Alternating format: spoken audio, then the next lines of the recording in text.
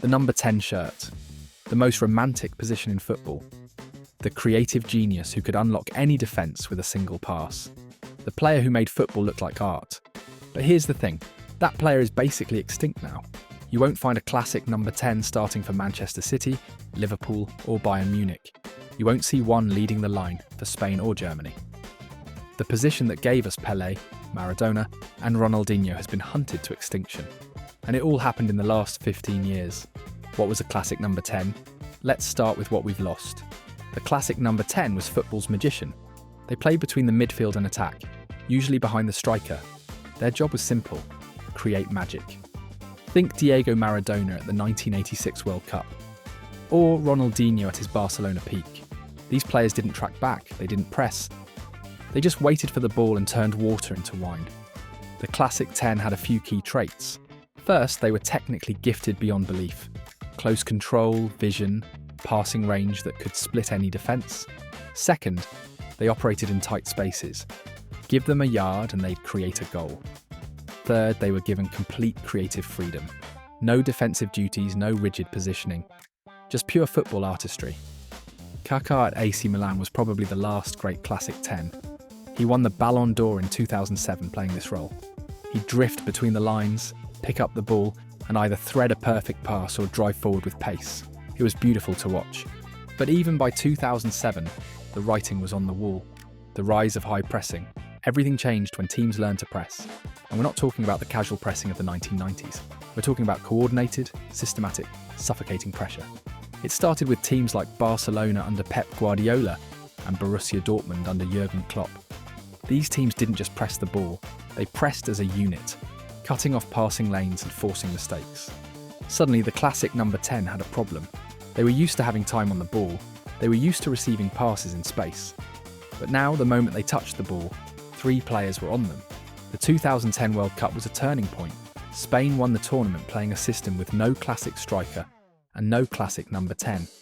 Instead, they used David Villa as a false 9 and packed the midfield with technical players who could all press and create. It was efficient, it was effective, and it was the beginning of the end for the romantic number 10. Positional play, the final nail. If high pressing wounded the classic number 10, positional play killed it completely. This tactical revolution, pioneered by coaches like Pep Guardiola and later adopted across Europe, changed everything. Positional play is about structure. Every player has a specific role in a specific area of the pitch. The idea is to create numerical superiority in different zones through precise positioning and movement. In this system, there's no room for a player who just wanders around waiting for inspiration. Every position has defensive responsibilities. Every player must contribute to the press.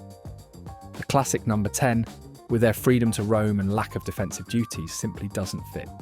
Manchester City under Guardiola is the perfect example. They don't play with a number 10. Instead, they use players like Kevin De Bruyne, who can create like a classic 10, but also tracks back, presses, and follows tactical instructions. It's not that De Bruyne is less talented than Ronaldinho, it's that the game has evolved to require more from every player. The numbers don't lie. Let's look at some data. In the 2005 to 2006 Champions League, you could find classic number 10 starting for most top teams. Barcelona had Ronaldinho, AC Milan had Kaka, Arsenal had Dennis Bergkamp in his final season. Fast forward to the 2023 to 24 Champions League. How many classic number 10s started in the knockout rounds? Essentially 0. Even players who wear the number 10 shirt now play different roles. Lionel Messi evolved from a classic 10 into a false 9 and then into a right winger. Neymar plays on the left wing. Luka Modric is a central midfielder. The position has been replaced by more versatile players. Instead of one creative genius, teams now use multiple players who can create and defend. Why coaches abandoned the number 10. From a tactical perspective, the classic number 10 became a luxury teams couldn't afford. Modern football is about pressing triggers and defensive transitions. When you lose the ball, you need all 11 players working to win it back immediately. The classic number 10 was often the weak link in this system. They were brilliant with the ball, but a liability without it. In today's game, that's not acceptable. Coaches also realised they could get more creativity by using multiple players instead of relying on one genius. Why have one Ronaldinho when you can have 3 players who are 70% as creative, but also contribute defensively? The rise of data analytics also hurt the classic 10. When clubs started measuring everything, they noticed that classic number 10s often had poor defensive statistics. Distance covered, tackles made, interceptions. The numbers didn't look good. In a sport increasingly driven by data, the romantic notion of a player who just creates magic became harder to justify. The last of their kind. So who were the last true classic number 10s?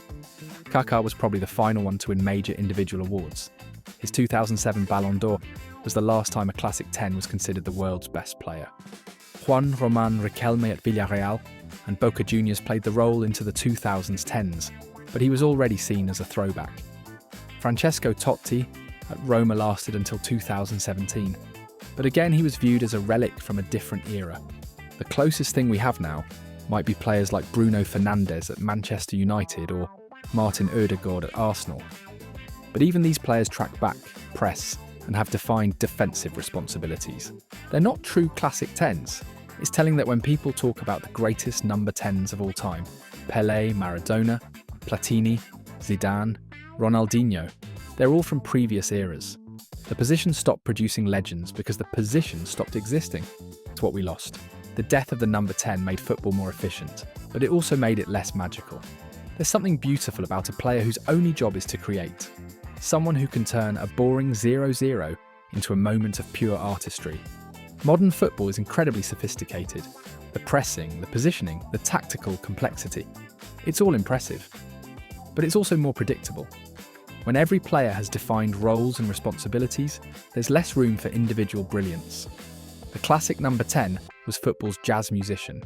They improvised, they took risks, they sometimes failed spectacularly.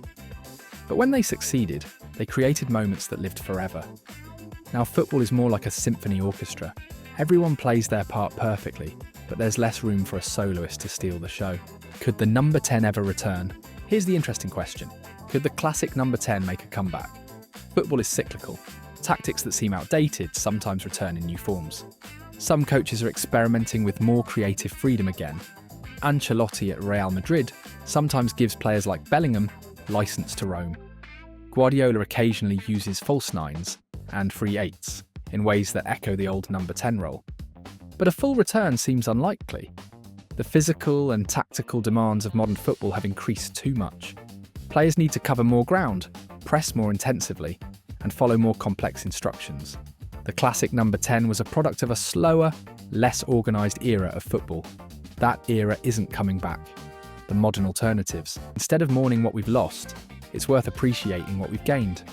Modern creative players might not have the pure freedom of classic number 10s, but they're often more complete. Kevin De Bruyne can create like Kaka, but also covers twice as much ground. Pedri has the technical ability of a classic 10, but also the work rate of a box-to-box midfielder. These players represent evolution, not just replacement. The creativity hasn't disappeared from football. It's just been redistributed. Instead of one player carrying the creative burden, teams now have multiple creators working in harmony. It's different, but it's not necessarily worse, just more efficient. The romantic versus the practical. The death of the number 10 represents a broader shift in football culture. The sport has become more professional, more scientific, more optimised. There's less room for romance and more emphasis on results. This isn't unique to football. Most industries have become more data-driven and efficient over time. But football was always supposed to be different. It was supposed to be about passion, artistry, and individual brilliance. The classic number 10 embodied all of that. They were the artists in a team of athletes. Their extinction marks the end of football's most romantic era. The classic number 10 didn't just disappear, it was systematically eliminated by tactical evolution. High pressing made their lives difficult. Positional play made them obsolete. Data analytics exposed their weaknesses. What we're left with is a more efficient but less magical version of football. The beautiful game is still beautiful, but it's beautiful in a different way, more like a perfectly choreographed dance than a spontaneous work of art. The number 10 shirt still exists, of course. Players still wear it. But the position it once represented, the pure creator, the football artist, the magician who could change games with a single touch, that's gone forever. And football, for all its tactical sophistication and athletic excellence, is a little less romantic because of it. The number 10 is dead. Long live the number 10. Do you think the classic number 10 could ever make a comeback in modern football? Let me know in the comments below. If you enjoyed learning about the death of the number 10, hit subscribe for more Football Explainer videos. Thanks for watching, and I will see you in the next one.